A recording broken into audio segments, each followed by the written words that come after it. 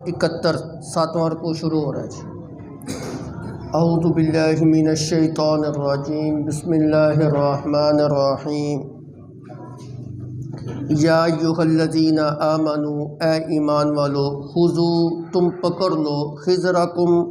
اپنے بچاؤ کا سامان فانفروا ثبات پس نکلو تم جدا جدا ہو کر فانفروا ثبات پس نکلو تم چھوٹی جماعتیں بن کر او انفروا جمیعا یا تم سارے جمع ہو کے نکلو وَإِنَّ مِنْكُمْ اور بے شک تم میں سے لَمَن لَيُبَطِّئَنَّ کچھ ایسے بھی ہیں جو پیچھے ہٹے ہوئے ہیں فَإِنْ أَصَابَتْكُمْ مُصِيبَةٌ پس اگر تمہیں کوئی مصیبت پہنچے قالا تو وہ کہتے ہیں قد انعم اللہ علیہ تحقیق اللہ رب العزت نے میرے اوپر انعام کیا اذ لم اکن معہم شہیدا کہ میں تمہارے ساتھ حاضر نہیں تھا وَلَئِنْ أَصَابَكُمْ اور اگر تمہیں پہنچے فضل مہربانی من اللہ اللہ کی جانب سے لَيَقُولَنَّ تو زور بزور وہ کہیں گے قَالْ لَمْ تَكُمْ بَيْنَكُمْ وَبَيْنَهُ مَوَدَّةٌ گویا کہ تمہارے درمیان اور اس کے درمیان کوئی بھائی چارہ نہیں تھا، شفقت نہیں تھی یا لیتنی یہ کہیں گے کہ ہائے کاش کنت معہم میں بھی اس کے ساتھ ہوتا فافوز فوزا عظیما پس یہ بڑی کامیابی ہے فلیقاتل فی سبیل اللہ پس چاہیے کہ وہ لڑے اللہ کے راستے میں الذین یشرون الحیات الدنیا بالآخرہ وہ مجاہد جو دنیا کی زندگی کو آخرت کے بدلے میں خریدتے ہیں ومن یقاتل فی سبیل اللہ اور جو کوئی لڑتا ہے اللہ کے راستے میں فیقتل پس وہ قتل کیا جاتا ہے او یغلب یا وہ غالب ہو جاتا ہے فسوف نؤتیہ اجرا عظیما ان قریب ہم اس کو اجر عظیم عطا کریں گے صدق اللہ العظیم۔ پچھلے درس کے اندر آپ نے یہ بات سنی تھی کہ اللہ رب العزت نے اللہ اور اس کے رسول کی اطاعت کا حکم دیا تھا، پھر انعام بھی بتایا تھا جو اللہ اور اس کے رسول کی اطاعت کرے گا اللہ رب العزت اس کو نبیوں کی، صدیقین کی، شہداء کی، صالحین کی رفاقت عطا کریں گے۔ اور یاد رکھیے نبی صلی اللہ علیہ وسلم کی جو رفاقت ہے یہ آپ صلی اللہ علیہ وسلم سے محبت کرنے کی وجہ سے ملتی ہے۔ جس انسان کو اللہ رب العزت اللہ کے پیغمبر صلی اللہ علیہ وسلم سے محبت ہے کل قیامت کے دن جنت کے اندر بھی نبی صلی اللہ علیہ وسلم اس کے رفیق بنیں گے، ساتھی بنیں گے۔ ایک دفعہ صحابہ کرام نے نبی صلی اللہ علیہ وسلم سے پوچھا یا رسول اللہ اس شخص کے بارے میں آپ کا کیا خیال ہے جو کسی جماعت کے ساتھ محبت رکھتا ہے؟ آپ نے فرمایا المرء مع من احب جو انسان کسی سے محبت کرتا ہے وہ اسی کے ساتھ ہوگا۔ تو یہ بات سن کے صحابہ اکرام اتنے خوش ہوئے کہ حضرت انس رضی اللہ تعالیٰ عنہ فرماتے ہیں کہ آج سے پہلے صحابہ اکرام اتنے کبھی بھی خوش نہیں ہوئے۔ وجہ کیا تھی؟ وجہ یہ تھی کہ صحابہ کرام کی نبی صلی اللہ علیہ وسلم کے ساتھ بڑی شدت کی محبت تھی اور اللہ کے پیغمبر نے تو فرما دیا کہ جو انسان دنیا کے اندر جس کے ساتھ محبت کرتا ہے کل قیامت کے دن اسی کے ساتھ ہوگا۔ تو صحابہ کو یہ سمجھ آ گئی کہ ہم جو نا جنت کے اندر بھی نبی صلی اللہ علیہ وسلم کے ساتھ ہوں، اس لیے صحابہ کرام بہت زیادہ خوش تھے۔ تو پچھلے سبق کے اندر یہ ساری باتیں جو ہے نا وہ گزر چکی ہیں جی۔ آج کے سبق کے اندر جہاد فی سبیل اللہ کی بات جو ہے نا وہ کی جا رہی ہے۔ چنانچہ فرمایا یا ایھا الذین آمنوا خذوا خضرکم اے ایمان والو اپنے ہتھیار پکڑ لو، اے ایمان والو اپنے بچاؤ کا سامان پکڑ لو، اے ایمان والو اپنی حفاظت کا سامان پکڑ لو۔ حذر کا معنی ہوتا ہے حفاظت کے اسباب، جن چیزوں سے انسان اپنا بچاؤ کرتا ہے، اپنے آپ کو محفوظ کرتا ہے، ان چیزوں کو اپنے ساتھ اٹھا لو۔ اور ظاہر بات ہے جہاد کی بات ہو رہی ہے اور جہاد کے اندر انسان جو اپنا بچاؤ کرتا ہے وہ ہتھیار کے ساتھ ہی کرتا ہے، زرے کے ساتھ کرتا ہے، تیر تلوار کے ساتھ کرتا ہے، اسلحے کے ساتھ کرتا ہے۔ یہی وجہ کے بعد مفسرین نے اس کا ترجمہ یوں کیا خذوا خضرکم اے ایمان والو اپنے ساتھ ہتھیار اٹھا لو، یہ تمہاری بچاؤ کا سامان ہے۔ ہر وہ چیز جس سے انسان اپنا بچاؤ کر سکتا ہے بس اس کو تم اپنے ساتھ اٹھا لو۔ اور ظاہر بات ہے جنگوں کے اندر تو حفاظت جو ہے ہتھیار کے ساتھ ہی ہوتی ہے، تو یہاں پر بھی ہتھیار ہی مراد ہے۔ یاد رکھیے دشمن کو کبھی بھی کمزور مت سمجھیے گا۔ مومن بندہ جو ہے وہ اپنے دشمن کو کمزور مت سمجھے۔ کمزور سمجھو گے تمہارے اندر بزدلی آئے گی، تم خود کمزور پڑ جاؤ گے۔ اس لیے اللہ رب العزت نے حکم دیا وَأَعِدُّوا لَهُم مَّا اسْتَطَعْتُم مِّن قُوَّةٍ وَمِن رِّبَاطِ الْخَيْلِ تُرْهِبُونَ بِهِ عَدُوَّ اللَّهِ وَعَدُوَّكُمْ، اپنی طاقت کے مطابق پوری تیاری رکھو، پوری قوت کا مظاہرہ کرو۔ وَمِن رِّبَاطِ الْخَيْلِ، اور گھوڑوں کا اسپیشل اللہ رب العزت نے تذکرہ کیا، پلے ہوئے گھوڑے۔ وجہ یہ ہے کہ اس زمانے کے اندر گھوڑا جو تھا یہ اعلیٰ جہاد ہے، یہ جہاد کے اندر استعمال ہوتا تھا، تو اس لیے اللہ رب العزت نے ان چیزوں کا تذکرہ کیا۔ اور حدیث مبارکہ کے اندر آتا ہے کہ آپ صلی اللہ علیہ وسلم نے حکم دیا تیر اندازی سیکھنے کا، تیر چلانے کا، نیزہ بازی کا، گھوڑ سواری کا، تلوار چلانے کا۔ اور ایک روایت میں تو یوں آتا ہے کہ آپ صلی اللہ علیہ وسلم نے فرمایا جس نے تیر اندازی سیکھ کے پھر اس فن کو بلا دیا اس نے گناہ کا کام کیا۔ تو اس کو بلانا بھی نہیں ہے، اس کو جو نا اس کی پریکٹس جو ہے نا انسان کرتا رہے، تاکہ دشمن کے اوپر دشمن کا جس وقت بھی آمنا سامنا ہو تو یہ کچھ نہ کچھ اپنا دفاع کرنے کے اوپر قادر ہو۔ تو اس زمانے کی جو چیزیں تھیں اعلیٰ جہاد تھے وہ یہی چیزیں تھیں، گھوڑا تھا، تیر تھا، تلوار تھی، نیزہ تھی، زرہ تھی، وغیرہ وغیرہ۔ اور آج کے دور کے اندر یہ ساری چیزیں جہاد کے اندر اس طرح جو ہے نا وہ معاون ثابت نہیں ہوتی جس طرح اس زمانے کے اندر معاون ثابت ہوتی نہیں۔ آج کل جو جنگیں ہیں، جو لڑائیاں ہیں، وہ تیر تلوار کے ساتھ نہیں ہیں، وہ کلاشنکوف کے ساتھ ہے، وہ ایٹم بم کے ساتھ ہے، وہ ہائیڈروجن بم کے ساتھ ہے، وہ F-16 کے ساتھ ہے، وہ لڑاکا طیاروں کے ساتھ ہے، وہ آبدوزوں کے ساتھ ہے، وہ ٹینک کے ساتھ ہے۔ تو مسلمانوں کو چاہیے کہ اپنی ان چیزوں کے اندر بھی تیاری بھرپور طریقے سے رکھیں۔ یہ نہیں کہ جو ہے نا بس انہی چیزوں کی تیاری رکھنی ہے جو جدید اس دور کے جو جدید ہتھیار ہیں، کلاشنکوف ہو گئی، راکٹ لانچر ہو گیا، آبدوزیں ہو گئی، طیارے ہو گئے، لڑاکا طیارے ہو گئے، ٹینک وغیرہ ہو گئے، میزائل وغیرہ ہو گئے، ان چیزوں سے اپنے آپ کو مسلح رکھنا اور لیس رکھنا یہ مسلمانوں کی ذمہ داری ہے۔ وقت کے تقاضے کے مطابق جدید ہتھیار کو اٹھانا اور اپنے لیے تیار کرنا اور اپنی قوت کا مظاہرہ کرنا یہ مسلمانوں کی ذمہ داری ہے، یہ اللہ کا حکم ہے، یہ شریعت کا حکم ہے۔ وجہ کیا ہے؟ وجہ یہ ہے کہ جو تمہارا دشمن ہے نا وہ انہی چیزوں سے ڈرتا ہے۔ حالانکہ ان چیزوں سے جنگیں نہیں جیتی جاتی، جنگ تو اللہ کی رحمت سے جیتی جاتی ہے، تیر تلوار اسلحے سے نہیں جیتی جاتی۔ کتنے ہی ایسے ممالک ہوتی ہیں، کتنی ایسی قومیں ہوتی ہیں جن کے پاس بڑے جدید اسلحے ہوتے ہیں، اور اس کے مقابلے کے اندر جو ہے نا ایسی قومیں ہوتی ہیں جن کے پاس جو ہے نا وہ اسلحہ بھی نہیں ہوتا، نہتے ہوتے ہیں، لیکن نہتے جو ہے نا وہ فتح یاب ہو جاتے ہیں، اور جو جن کے پاس جدید اسلحہ ہوتا ہے وہ شکست کھا جاتے ہیں۔ دور کیوں جاتے ہیں؟ یہ افغانستان کی لڑائی دیکھ لیں، پوری دنیا کا جدید اسلحہ جو ہے نا وہ ان کے پاس تھا، افغانیوں کے پاس کیا تھا؟ کچھ بھی نہیں تھا، یہ تو نہتے تھے ان کے مقابلے کے اندر۔ بدر کا مارکہ آپ دیکھ لیں، بدر کے مارکے کے اندر کتنی تلواریں تھیں؟ 313 افراد، 8 تلواریں ہیں، ہر بندے کے پاس سواری بھی نہیں ہے، ہر بندے کے پاس تلوار بھی نہیں ہے، نیزہ بھی نہیں ہے جی، تیر بھی نہیں ہے جی، فتح کس کی ہوئی؟ تیر تلوار سے فتح نہیں ہوتی، اصل فتح اللہ کی رحمت، معیت، مدد اور نصرت کے ساتھ جو ہے۔ لیکن تمہارا دشمن جو ہے اس کا تو اللہ کے اوپر یقین نہیں ہے، وہ تو دیکھتا ہے اس کے پاس اسلحہ کتنا ہے، وہ تو دیکھتا ہے اس کے پاس لڑاکا طیارے کتنے ہیں، دشمن تو دیکھتا ہے کہ اس کے پاس میزائل کتنے ہیں، اس کے پاس ایٹم بم کتنے ہیں، وہ تو ان چیزوں کو دیکھتا ہے۔ اور جب تم اپنی بھرپور طریقے سے ان چیزوں سے تیاری رکھو گے، ترہبون بہ عدو اللہ وعدوکم، اللہ کہتے ہیں بس یہ جو تمہارا ساز و سامان ہے، ظاہری اسباب ہیں، یہ جو تمہارے جو ہے نا مشینیں ہیں، اور یہ جو تمہارے ٹینک ہیں اور ایٹم بم ہیں،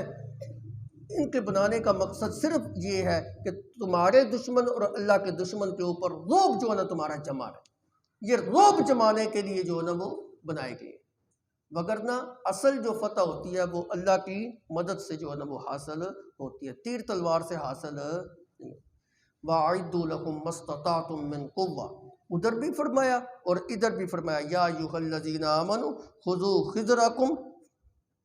اے ایمان والو اپنے اسلحے کو اپنے ساتھ جو ہے نا اٹھا لو۔ آج اسلامی دنیا کے آپ حالت دیکھ لیں، پوری اسلامی دنیا کے اندر صرف پاکستان ایسا ملک ہے جس کے پاس ایٹم بم ہے، باقی کسی کے پاس نہیں۔ حالانکہ پاکستان اسلامی ممالک کے اندر کوئی اتنا امیر کبیر ملک نہیں ہے،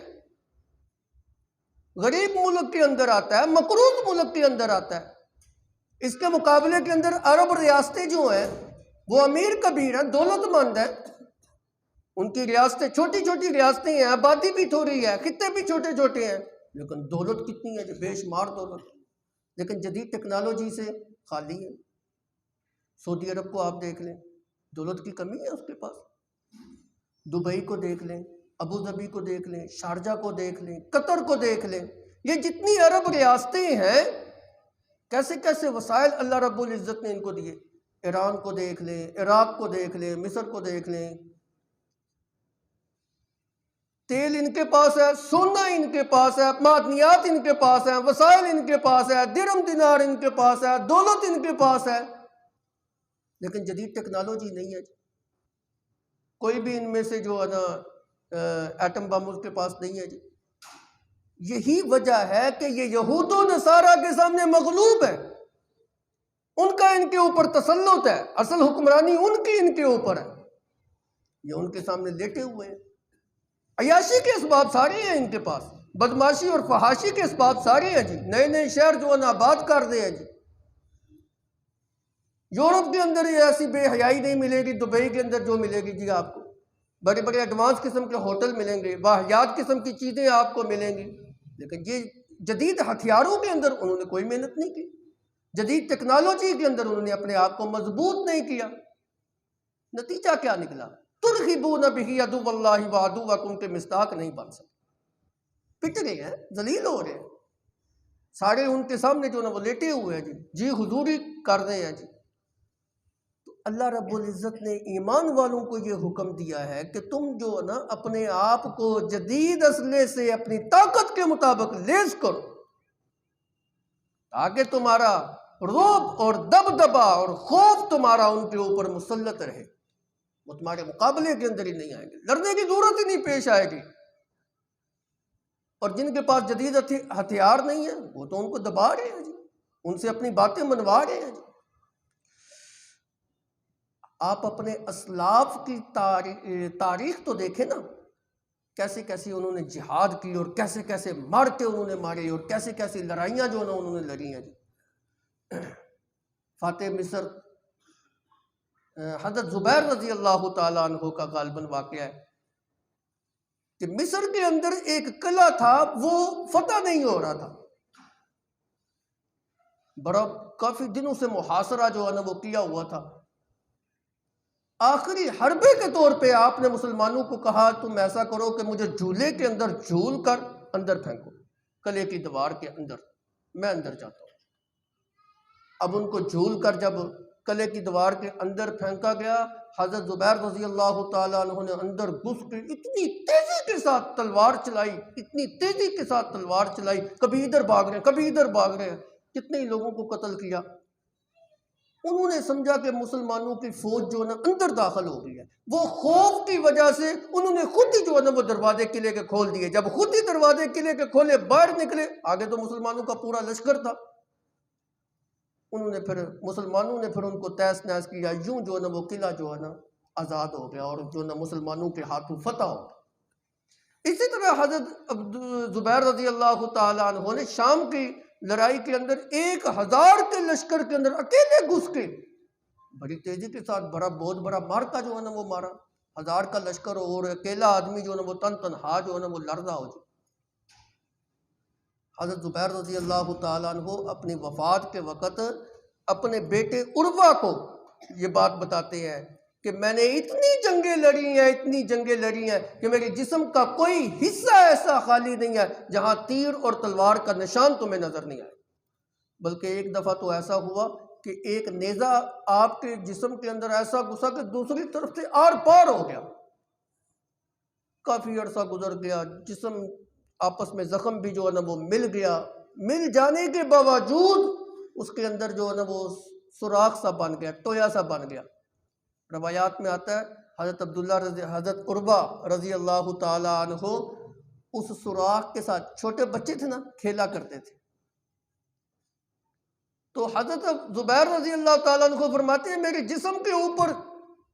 کوئی حصہ ایسا خالی نہیں جہاں تیر اور تلوار کا نشان آپ کو نظر نہیں آئے گا، لیکن موت پھر بھی بستر کے اوپر آ رہی۔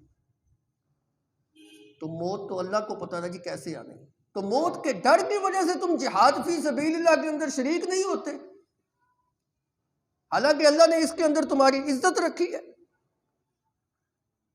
بہرحال فرمایا یا ایھا الذین آمنوا خذوا خضرکم، اے ایمان والو اپنے بچاؤ کا سامان جو ہے نا وہ لے لو، اپنے ہتھیار کو اٹھا لو، فانفروا ثبات وانفروا جمیعا، نکلو تم چھوٹی چھوٹی ٹولیوں کی صورت میں نکلو یا جمعیت اور کی صورت میں نکلو، اکٹھے ہو کے نکلو، دیکھ لو جیسے مصلحت ہو۔ اگر مصلحت تمہیں اس بات کے اندر نظر آ رہی ہے کہ چھوٹی چھوٹی گروہوں کے اندر نکلنا چاہیے تو ٹھیک ہے، چھوٹی چھوٹی جماعتوں کے اندر نکل جاؤ، اور اگر مصلحت تمہیں اس بات کے اندر نظر آ رہی ہے کہ یک بارگی حملہ کرنا چاہیے تو ٹھیک ہے، یک بارگی جو ہے نا وہ حملہ کرو، لیکن نکلنا ہے تم نے جہاد کے لیے، گھر میں نہیں بیٹھنا، بزدل نہیں بننا، دشمن کا مقابلہ کرنا ہے۔ تو اس آیت مقدسہ سے ایک حکم یہ بھی ہمیں سمجھ آ گیا کہ اللہ رب العزت نے ہمیں اسباب اختیار کرنے کا حکم دیا ہے۔ یہ کوئی توکل نہیں ہے جی بس ہمارا رب ہمارے ساتھ ہے، ہمیں کون ہرا سکتا ہے جی، ہمیں کون عاجز کر سکتا ہے، ہمیں کون نیچا کر سکتا ہے جی، ہم تو مسلمان ہیں جی، اللہ اور اس کے رسول کے نام لیوا، نہ نہ نہ، توکل کرو لیکن پہلے اسباب اختیار کرو، پھر اللہ کے اوپر توکل کرو۔ اسباب اختیار کر کے اللہ کے اوپر بھروسہ کرنے کا نام ہی توکل ہے۔ یہ کوئی توکل نہیں ہے جی کہ انسان اسباب اختیار نہ کرے اور صرف اللہ کے اوپر بھروسہ رکھے۔ انسان بیمار ہو جائے بس اللہ شفا دے گا جی، ڈاکٹر کے پاس نہ جائے، دوائی نہ کرے، دوائی دارو نہ کرے، علاج معالجہ نہ کرے، نہ، اسباب اختیار کر، اللہ سے دعا مانگ، یہی توکل ہے۔ انسان گھر کے اندر ہاتھ کے اوپر ہاتھ رکھ کے بیٹھ جائے جی میں نے تو باہر نہیں نکلنا جی، محنت نہیں کرنی جی، کوئی مجھ سے کام نہیں ہوتا، اللہ نے روزی کا ذمہ لیا ہوا ہے جی وہ دے دے گا جی، نہ نہ نہ، بھرپور طریقے سے محنت کر، اپنے بچوں کے لیے روزی کما، محنت کر، مشقت برداشت کر، پھر اللہ کے اوپر توکل کر، ایسے اللہ روزی نہیں دیتے جی۔ اسی طرح جنگوں کے اندر بھی بے شک فتح جو ہے اللہ کی رحمت سے آتی ہے، لیکن اپنی طاقت کے مطابق پوری قوت کے ساتھ، پوری قوت کا مظاہرہ کرتے ہوئے جتنی آپ کے اندر طاقت ہے آپ بھرپور طریقے سے جنگ کی تیاری کریں، آپ بھرپور طریقے سے جو نا اسباب جہاد کو تیار کریں، آپ بھرپور طریقے سے جدید اسلحے کو خریدیں اور بنانے کی کوشش کریں۔ اگر وہ جدید اسلحہ بنا سکتے ہیں آپ کیوں نہیں بنا سکتے؟ کیا آپ کے پاس اسباب کی کمی ہے؟ ان جیسا نہ بھی ہو چلو کچھ تو بناؤ، کچھ تو تمہارے پاس ہونا چاہیے، کچھ تم بنا لو، کچھ اللہ کی مدد ہو جائے گی، تم کچھ محنت کرو، کچھ اللہ کی مدد ہوگی، انشاءاللہ فتح تمہاری ہوگی۔ لیکن تم کچھ بھی نہ کرو، عیاشیاں کرو، بدماشیاں کرو، فحاشی کو عام کرو، باقی سارے کام کرو، جیسے عرب ریاستوں کے اندر جو ہے نا فرما روا لوگ آج کل کر رہے ہیں جی، کوئی جہاد کی تیاری نہیں ہے۔ کبھی عرب لوگ جنگجو ہوا کرتے تھے، کبھی عرب کے مجاہد مشہور و معروف ہوا کرتے تھے، کبھی عرب کے مجاہد جو ہے نا ان کی شہرت کا ڈنکا جو ہے نا وہ بجا کرتا تھا۔ آج تو وہ ایسے عرب کے ریاستیں جو ہیں ان کے جو فرما روائیں ایسے عیاش اور بدماش بنے ہیں، ان کے اندر جہاد ختم ہی ہو گیا۔ اللہ وہ روح ہمارے اندر دوبارہ پیدا کرنے کی ہمیں توفیق عطا فرما دے کہ ہم پھر جو ہے نا جذبہ جہاد سے سرشار جو ہے نا وہ ہو جائے۔ آگے والی آیتوں کے اندر اللہ رب العزت نے منافقین کا تذکرہ کیا، وَإِنَّ مِنْكُمْ لَمَن لَّيُبَطِّئَنَّ فَإِنْ أَصَابَتْكُمْ مُصِيبَةٌ، تم میں سے کچھ لوگ ایسے ہیں جو لیبتین کا معنی پیچھے رہنا، ہٹنا، رک جانا۔ مراد یہاں پر یہ ہے کہ جہاد کے اوپر جاتے نہیں ہیں جی۔ جب صحابہ کرام رضوان اللہ تعالیٰ علیہم اجمعین کو جہاد کے اوپر نکلنے کا حکم دیا تھا، یہ ساتھ نہیں چلتے تھے، اور نبی صلی اللہ علیہ وسلم کے پاس آ کے طرح طرح کے بہانے بناتے تھے جی، تاکہ ہم کسی طریقے سے جہاد پہ نہ جائیں گے۔ وَيَسْتَعْذِنُ فَرِيقٌ مِّنْهُمُ النَّبِيَّ يَقُولُونَ إِنَّ بُيُوتَنَا عَوْرَةٌ وَمَا هِيَ بِعَوْرَةٍ إِن يُرِيدُونَ فِرَارًا۔ نبی صلی اللہ علیہ وسلم کے پاس ایک فریق آ کے اجازت مانگتا، یا رسول اللہ ہمارے گھر خالی پڑے ہوئے، بوڑھے ماں باپ ہیں جی، ضعیف ہیں جی، بچے چھوٹے ہیں جی، عورتیں ہیں جی، اور کوئی مرد نہیں ہے جی، آپ ہمیں رخصت دے دیں، ہم جہاد پہ نہیں جا سکتے۔ اللہ کہتے ہیں یہ صرف جہاد سے بھاگنا چاہتے ہیں، ان کے گھر خالی نہیں ہے، کوئی ایسا ان کا شرعی عذر نہیں ہے، بس ایسے ہی جو ہے نا یہ جہاد سے بھاگنے کے لیے ایسے جو ہے نا کر رہے ہیں۔ وَإِنَّ مِنْكُمْ لَمَن لَّيُبَطِّئَنَّ، اور تم میں سے کچھ ایسے ہیں جو پیچھے رہتے ہیں، پیچھے ہٹے ہوئے ہیں۔ فَإِنْ أَصَابَتْكُمْ مُصِيبَةٌ، اور اگر جو ہے نا مومنوں کے اوپر کوئی مصیبت پہنچے، تکلیف پہنچے، ان کو جو ہے نا شکست پہنچے، ان کا مالی جانی نقصان ہو جائے جہاد کے اندر، تو قال قد انعم اللہ علیہ اذ لم اکن معہم شہیدا، پڑے پڑے کھڑے ہو کے یہ کہیں گے اللہ کا شکر ہے میں نہیں سا گیا، اگر میں جاتا تو میں بھی وہاں پہ جا کے مر جاتا، میرا بھی نقصان ہوتا۔ فَإِنْ أَصَابَتْكُمْ وَلَئِنْ أَصَابَكُمْ فَضْلٌ مِّنَ اللَّهِ، اور اگر جو ہے نا اللہ ان مومن مجاہد کو اگر اپنے فضل سے نواز دیتے، ان کو فتح مل جاتی، ان کو مال غنیمت مل جاتا، ان کو عزت مل جاتی، یہ جہاد کے اندر فتح سے ہمکنار ہو جاتے، اور جو ہے نا اسلام کے اندر ایک خطہ جو ہے نا لے آتے جی، مال غنیمت جو ہے نا مال فیع لے کے آتے جی، اللہ کا فضل لے کے آتے جی، تو پھر یہ حسرت کے ساتھ جو ہے نا یوں کہتے اوہو آئے کاش میں بھی کبھی ان کے ساتھ ہوتا نا، مزے آ جائے۔ لَيَقُولَنَّ، اس سے آگے والا جو جملہ ہے نا کَأَن لَّمْ تَكُن بَيْنَكُمْ وَبَيْنَهُ مَوَدَّةٌ، اس کو چھوڑ دیں، آگے والے کا ترجمہ دیکھیں، یا لیتنی کنت معہم۔ لَيَقُولَنَّ کا تعلق اس کے ساتھ ہے، یہ درمیان میں جملہ معترضہ ہے، لَيَقُولَنَّ ضرور بضرور کہیں گے، یا لیتنی کنت معہم فَأَفُوزَ فَوْزًا عَظِیمًا، ہائے کاش میں بھی جو ہے نا ان کے ساتھ ہوتا، یہ تو بڑی کامیابی لے کے آئے ہیں جی، میں بھی ان کے ساتھ جو نہ ہوتا، آج مجھے بھی مال غنیمت کے اندر حصہ ملتا۔ مقصد یہ ہے کہ ان کے اندر لالچ، دولت کی ہوس کوٹ کوٹ کے بھری ہوئی ہے۔ یہ نہیں کہتے کہ جو ہے نا ہم جہاد کے اندر شریک ہوتے، اعزاز پاتے، نہ دولت کی وجہ سے جو ہے نا وہ ساتھ شریک ہونے کی کوشش کرتے، جیسے سورہ احزاب کے اندر فرمایا فَإِذَا ذَهَبَ الْخَوْفُ صَلَقُوكُمْ بِأَلْسِنَةٍ خِدَاجٍ أَشِقَّةً عَلَى الْخَيْرِ، جس وقت جہاد ختم ہو جاتا، خوف ختم ہو جاتا، تو پھر جس وقت دیکھتے مسلمانوں کو فتح ہو گئی ہے جی، تو پھر تو اپنی زبانوں کو تیز تیز کھلاتے، ہمیں بھی دو نا جی حصہ، ہم بھی تو تمہارے ساتھ گئے تھے نا، اگر ہم نہ گئے ہوتے تو تم کہاں جو ہے نا فتح یاب ہوتے، اصل تو محنت ہماری ہے۔ اللہ کہتے ہیں اشقۃ علی الخیر، یہ لالچی کتے ہیں، یہ دولت کی ہوس ان کے اندر کوٹ کوٹ کے بھری ہوئی ہے، مال کے اوپر تو گرے پڑتے ہیں۔ اولئک لم یؤمنوا فاحبط اللہ اعمالهم، یہ کوئی مومن نہیں ہے، اللہ نے ان کے عملوں کو ضائع کر دیا۔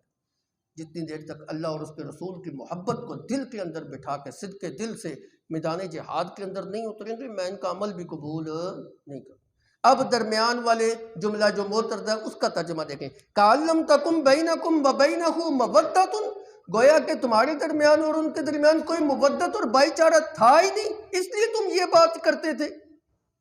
تم تو اپنے آپ کو مسلمان کہتے تھے، اس کا مطلب یہ کہ تمہیں خوشی نہیں ہے اندر سے، تم خوشی کے ساتھ یہ جملہ نہیں کہہ رہے کہ ہم بھی تمہارے ساتھ ہوتے، کاش ہم تمہارے ساتھ ہوتے، اصل بات یہ کہ تم مال کی محبت کی وجہ سے جو ہے یہ بات کہہ رہے۔ کیا تمہارے اور ان کے درمیان بھائی چارہ پہلے قائم نہیں تھا؟ پھر تم کیوں نہ ساتھ گئے؟ تو اگلی آیت مبارکہ کے اندر اللہ رب العزت نے پھر ایمان والوں کو ترغیب دی، دیکھو منافقین کا حال تمہارے سامنے ہے، ان کی روش کے اوپر مت چلنا، فَلْيُقَاتِلْ فِي سَبِيلِ اللَّهِ الَّذِينَ يَشْرُونَ الْحَيَاةَ الدُّنْيَا بِالْآخِرَةِ، بس چاہیے کہ وہ اللہ کے رستے کے اندر لڑائی کریں وہ لوگ جو دنیا کی زندگی کو آخرت کے مقابلے کے اندر خریدتے ہیں۔ انہوں نے آخرت کو خرید لیا ہے دنیا کے مقابلے کے اندر، دنیا کو ترک کر دیا، دنیا کی لذتوں کو چھوڑ دیا ہے، اپنی بال بچہ بیوی، اپنے مال املاک، اپنی تجارتوں سب کچھ چھوڑ کے میدان جہاد کے اندر شریک ہو گیا، گویا کہ دنیا کو انہوں نے ترک کر دیا۔ کس بندے کو مال، کس بندے کو اپنی جان عزیز نہیں ہوتی، کس بندے کو اپنی اولاد عزیز نہیں ہوتی، کس بندے کو اپنی تجارت عزیز نہیں ہوتی، کس بندے کو جو ہے نا اپنا کاروبار عزیز نہیں ہوتا؟ ان ساری چیزوں کو ترک کر کے چھوڑ کے میدان جہاد کے اندر اپنی جان کا نذرانہ پیش کرنا کوئی آسان کام ہے؟ اللہ ان کی تعریف کر رہا ہے کہ یہ لوگ ایسے ہیں جنہوں نے آخرت کو ترجیح دیا دنیا کے مقابلے کے اندر، اور فرمایا فَلْيُقَاتِلْ فِي سَبِيلِ اللَّهِ، فِي سَبِيلِ اللَّهِ کا لفظ جو ہے نا لا کے اس بات کی طرف اشارہ کر دیا کہ مومن جو ہوتا ہے وہ میدان جہاد کے اندر اگر اترتا ہے تو الہی کلمت اللہ کی خاطر اترتا ہے، مال غنیمت کی خاطر نہیں اترتا، دنیا کی دولتوں کی خاطر نہیں اترتا۔ وَمَن يُقَاتِلْ فِي سَبِيلِ اللَّهِ، جو شخص اللہ کے راستے کے اندر لڑائی کرتا ہے، اب اس کی دو حالتیں ہوں گی۔ پہلی حالت یہ فَيُقْتَلْ، کہ دشمن خدا نخواستہ اگر دشمن اس کے اوپر غالب آ گیا، یہ بیچارہ مارا گیا ہے، اللہ کہتے ہیں یہ جو مارا گیا نا اس کو شہادت کا رتبہ ملا ہے، اور شہادت کا رتبہ کتنا اونچا ہوتا ہے۔ اور دوسری بات او یغلب، یا یہ مجاہد کافروں کے اوپر غالب آ گیا جی، وہ مارے گئے ہیں جی، اب یہ جب بچ جائے گا تو اس کے ہاتھ مال بھی لگے گا، مال غنیمت بھی لگے گا، اور جو ہے نا غازی بھی بن کے آئے گا، دنیا کے اندر بھی عزت اس کو ملے گی۔ دو حالتیں ہوگی، اور اللہ کے پیغمبر صلی اللہ علیہ وسلم نے فرمایا تکفل اللہ للمجاہدین، اللہ نے مجاہدین کے لیے ضمانت جو ہے نا وہ عطا کی ہے اس بات کی کہ دو باتوں میں ایک بات ضرور ہوگی، یا شہادت کا رتبہ ملے گا وہ بڑا ہی عظیم رتبہ ہے، یا جو ہے نا اللہ رب العزت اس کو دنیا کے اندر اعزاز و اکرام کے ساتھ نوازیں گے، اور وہ اعزاز اور اکرام یہ ہوگا کہ غازی بن کے آئے گا اور مال غنیمت بھی اس کے ہاتھ لگے گا۔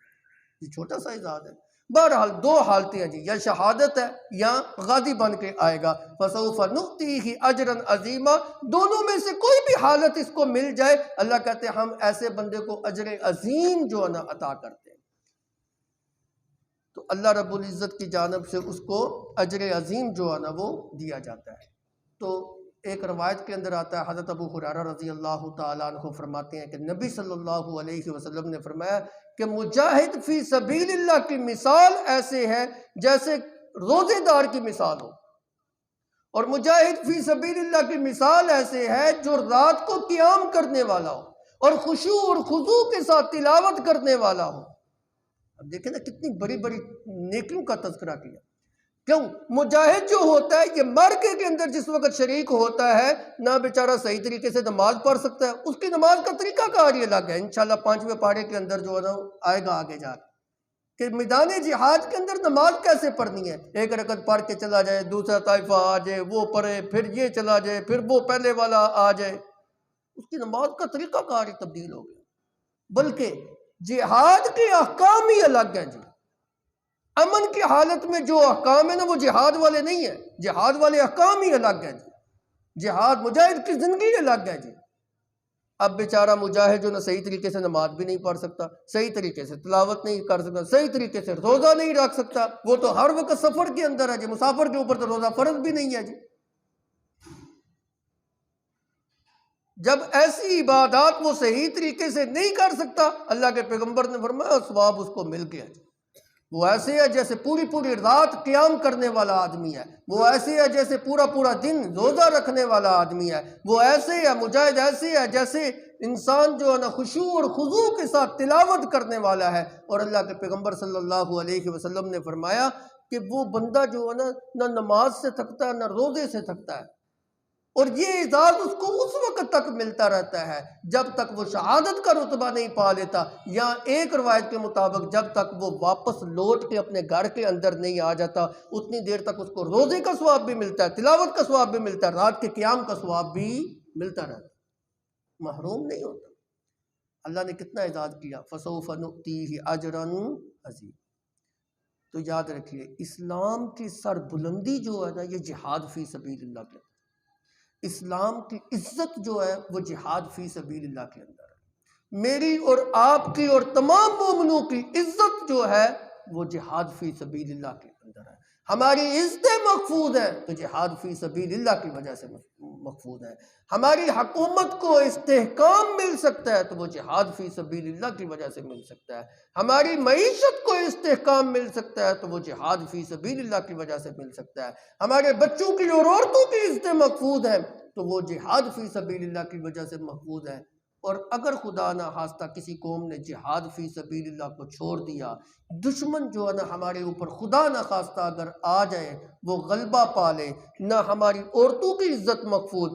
نہ ہمارے بچے محفوظ، نہ ہماری املاک محفوظ، نہ ہماری تجارت محفوظ، نہ ہماری حکومت محفوظ، نہ ہماری معیشت محفوظ۔ ایک جہاد فی سبیل اللہ کے فائدے کتنے؟ اس کو ہم نے چھوڑ دیا ہے، اس کو ہم نے پس پشت ڈال دیا ہے۔ آج المیہ یہ ہے کہ جہاد کی جگہ پہ ہونا تو یہ چاہیے تھا کہ ہمارے ہاتھ میں تیر ہوتا، تلوار ہوتی، کلاشن کوف ہوتی، مجاہد ہوتے۔ آج اس کی جگہ لے لیے جی انٹرنیٹ نے، موبائل نے جی، فیس بک نے جی، واٹس ایپ نے جی، یوٹیوب نے جی، بے حیائی نے جی، فحاشی نے جی، اریانی نے جی، غیرت انسان کی ختم ہو گئی ہے۔ اس انٹرنیٹ نے انسان کے اندر غیرت کو جو ہے نا ختم کر دیا ہے۔ بڑے بڑے غیرت والے ان کی غیرت کا جنازہ جو ہے نا وہ نکال کے رکھ، یہ اتنی بے حیائی کے اوپر مبنی چیز ہے۔ فوائد بھی ہیں، میں اس چیز کا منکر نہیں ہوں، لیکن فوائد کے مقابلے کے اندر اس کے منفی اثرات جو ہے نا وہ زیادہ معاشرے کے اندر مرتب ہو۔ جہاد کی جگہ پہ یہ چیز آ گئی ہے، جہاد کی جگہ پہ کوڑا کرکٹ آ گیا جی، کرکٹ، پوری کی پوری قوم اس طرف لگی ہے۔ جہاد کی جگہ کے اوپر کبوتر بازی آ گئی ہے جی، جہاد کی جگہ کے اوپر کھیل تماشے جو ہے نا وہ آ گیا، کیسی کیسی خرافات آ گئی۔ نتیجہ کیا نکلا؟ آپ مسلمانوں کی حالت دیکھ لیں۔ عربوں نے جہاد کو چھوڑا، عجموں نے جہاد کو چھوڑا، مسلمانوں نے جہاد کو چھوڑا، پوری دنیا کے اوپر مسلمان جو ہے نا وہ ذلیل و رسوا ہو رہا ہے۔ اگر آپ اپنی عزت کو اور ساکھ کو بچانا چاہتے ہیں اور اپنی عزت کو اور اپنی معیشت کو اور اپنی حکومت کو استحکام بخشنا چاہتے ہیں تو پھر جہاد فی سبیل اللہ کے ساتھ پیار اور محبت کرنا پڑے گی، نہیں تو فتربصوا حتی یاتی اللہ بامرہ۔ جس انسان نے اللہ اور اس کے رسول اور جہاد فی سبیل اللہ کے مقابلے میں دنیا کی ان 10 چیزوں کو ترجیح دینے کی کوشش کی، فتربصوا حتی یاتی اللہ بامرہ، اللہ کے عذاب کا وہ انتظار کرنے لگ جائے، کسی وقت بھی آ سکتا ہے۔ اللہ عمل کی توفیق عطا فرمائے۔ ربنا آتنا فی الدنیا حسنہ وفی الآخرۃ